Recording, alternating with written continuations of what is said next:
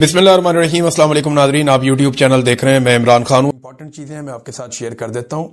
Number एक ये है कि इमरान खान साहब की मुलाकातों के हवाले से जितने भी केसेस हैं उन सबको इकट्ठा करके, क्योंकि वो उनकी फैमिली ने भी केसेस किए हुए हैं और उनकी पार्टी के दीगर लीडर्स हैं उन्होंने भी केसेस किए हुए हैं।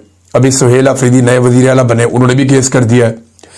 ये सारे केसेस इकट्ठे करके अब इस्लामाबाद हाई कोर्ट में एक लार्जर बेंच बना दिया गया। ये केस अब लगेगा 23 तारीख को। जवाब तलब कर लिया अदालत ने कि ले और ये सारे जवाब अपना अपना सुप्रिंटेंडेंट जेल को भी बाकी सबको भी कहा कि अपना जवाब लाके जमा करवाएं, बताएं आप क्यों नहीं इमरान खान की मुलाकातें करवा रहे हैं, रीजन क्या है। तो इसमें जनाब जो बेंच बना उसमें Sarfaraz Dogar sahab, once again chief justice Islamabad high court, जो इमरान खान के लिए और पाकिस्तान तहरीक इंसाफ के लिए सबसे मुतनाज़ जज हैं, वो इमरान खान से रिलेटेड हर केस में खुद अपने आप को शामिल रखना चाहते हैं। और ये वैसे उनको लाने की शराइत में से भी मुझे एक लगती है कि इमरान खान से रिलेटेड चीज़ों को दबाना है या कंट्रोल करना है तो जस्टिस सरफराज डोगर को अपना किरदार अदा करना पड़ेगा, और वो कर भी रहे हैं। दूसरे अरबाब मोहम्मद ताहिर साहब हैं, तीसरे आजम खान साहब हैं। ये जजेस हैं जो लार्जर बेंच में अब केस सुनेंगे कि इमरान खान साहब की मुलाकातों का मामला क्या है। उम्मीद है कि कोई रास्ता शायद निकले, क्योंकि अदालत के बाद ये तो इख्तियार होता नहीं है कि वो मुलाकात रोक दे। ये तो उन्हें कहना तो यही पड़ेगा अल्टीमेटली कि मुलाकात करवाई जाए। अब उसके अंदर वो दूध में मेंगने कैसे डालनी है और काम कैसे खराब करना है ये हम देख लेंगे, एक आधे दिन में चीजें सामने आ जाएंगी। एक और बड़ा इंकशाफ है नाज़रीन, ये खबर इंपॉर्टेंट है। देखें, हम मादनियात के ऊपर बात करते हैं। पाकिस्तान के पास कीमती मादनियात हैं। अभी कुछ बैनुल अक़वामी रिपोर्टें भी छपी हैं जो ये बताती हैं कि पाकिस्तान के पास जो मादनियात हैं वो नहायत कीमती हैं। यही मादनियात हैं जिनके कुछ नमूने पाकिस्तान के फील्ड मार्शल आसिम मुनीर ने डोनाल्ड ट्रंप को उस वक्त पेश किए जब शहबाज शरीफ भी वहां पे मौजूद थे। इसके ऊपर पूरी दुनिया में बड़े अजीबोगरीब मीम्स बनाए गए कि पाकिस्तान का आर्मी चीफ एक दुकानदार की तरह काम करता है। तो ये पाकिस्तान के लिए थोड़ा शर्मिंदगी का बायस बनी वो तस्वीर। लेकिन बाद में ये बताया गया कि ये आर्मी चीफ ने खरीद कर डोनाल्ड ट्रंप को दिए और ये मादनियात के नमूने हैं। तो ये एक तरह का ऐसा है कि पाकिस्तान के पास बेहतरीन मादनियात हैं तो अमेरिका को उसमें दिलचस्पी लेनी चाहिए। अब इन मादनियात के अंदर अमेरिका समेत दुनिया के कई बड़े जो स्टेक होल्डर्स हैं उनको दिलचस्पी है। चाइना को बड़ी दिलचस्पी है, उसने पाकिस्तान में बहुत पैसे लगाए। और जब वो पैसे लगा रहे थे, देखिए जब भी कोई आपको कर्जा देता है तो वो ये देखता है कि मैं इसको कर्जा तो दे रहा हूं, क्या ये वापस कर सकता है। जब आपको ये पता चलता है कि ये वापस नहीं कर सकता तो फिर आप देखते हैं कि इसकी प्रॉपर्टी कितनी है, इसके बाद गाड़ी कौन सी है, घर कौन सा है, जमीन कौन सी है, बाग लगा हुआ है।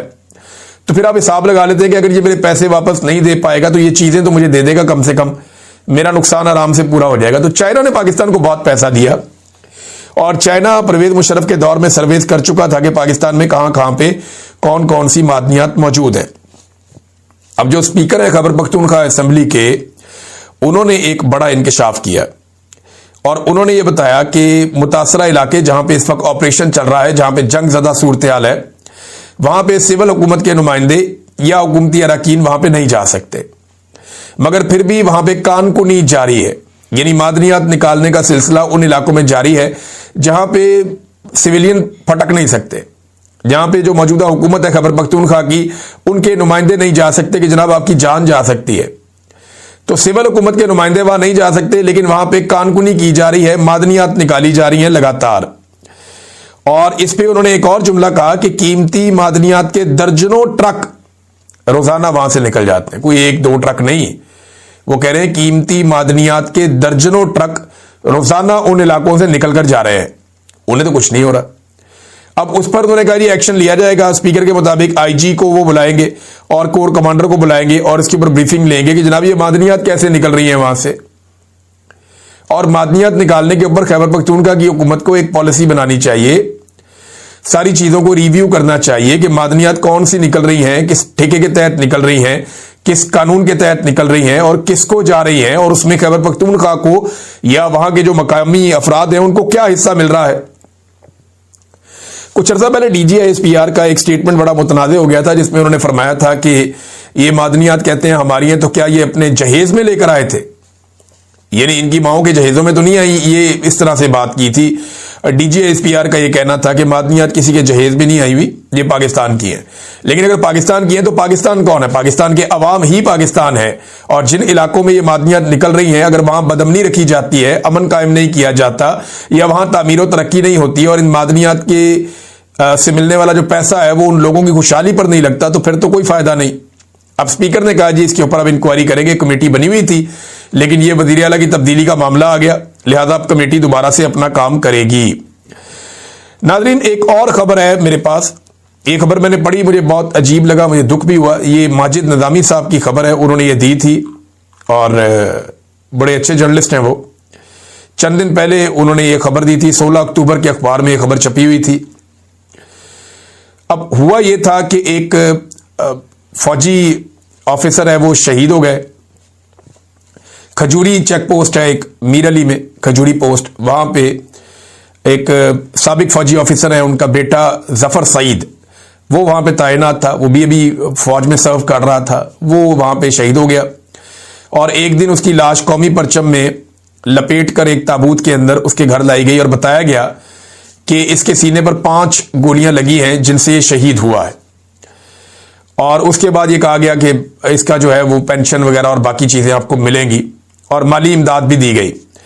लेकिन जब बेटे की जो बेवा है उन्होंने और जो फैमिली के लोग हैं उन्होंने पेंशन के लिए राब्ता किया इदारे से, तो उन्हें यह बताया गया जी इसने तो खुदकुशी की है।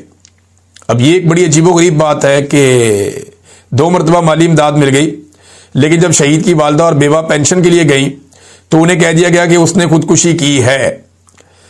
अब मुझे समझ नहीं आ रही कि ये कैसे हो सकता है कि एक आदमी अपने सीने में 5 गोलियां मार के खुदकुशी कर ले। मेरे ज़हन में जो सादा सवाल आता है वो ये आता है, खुदकुशी तो अगर किसी ने गन से करनी है तो पिस्टल सर में रख के मार लेते हैं गोली, या नीचे रख के मार लेते हैं गोली। मैंने तो ये देखा है, और केसेस में भी ये देखा है कि या तो लोग नीचे से मार लेते हैं या सर में मार लेते हैं नॉर्मली गोली, और वो खुदकुशी हो जाती है। सीने के अंदर 5 गोलियां कोई आदमी कैसे मार सकता है खुदकुशी में? यानी एक गोली मारेगा तो उसके बाद तो उसकी हिम्मत नहीं होती दूसरी गोली चलाने की, लेकिन वो कहते हैं जी अपने सीने में 5 गोलियां इसने मार के खुदकुशी की है। ये बड़ी अजीब खुदकुशी की कहानी है जो अब सामने आई है। मेरे ख्याल में इस पे आर्मी चीफ को नोटिस लेना चाहिए, और जो मिलिट्री क़यादत है उन्हें नोटिस लेना चाहिए, कोर कमांडर को वहां पे नोटिस लेना चाहिए, और इस केस को दर्द दिल के साथ देखना चाहिए।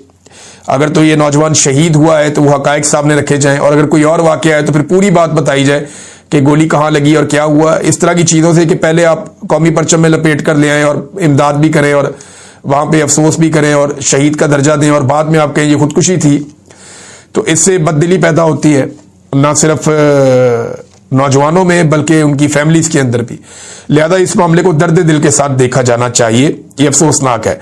नाज़रीन, जो बुलेट प्रूफ गाड़ियां खैबर पख्तूनख्वा की हुकूमत ने वापस की, उन्होंने कहा ये ठीक नहीं है, पुरानी गाड़ियां आपने हमें दे दी है UN की, वो गाड़ियां बलूचिस्तान ने कहा जी हमें दे दें। अब खैबर पख्तूनख्वा के वज़ीर आला ने वापस कर दी, सुहेल अफरीदी ने रेस्क्यू करने के लिए मैदान में आ गए। बुगटी साहब, सरफराज बुगटी, उन्होंने कहा जी हमें दे दें।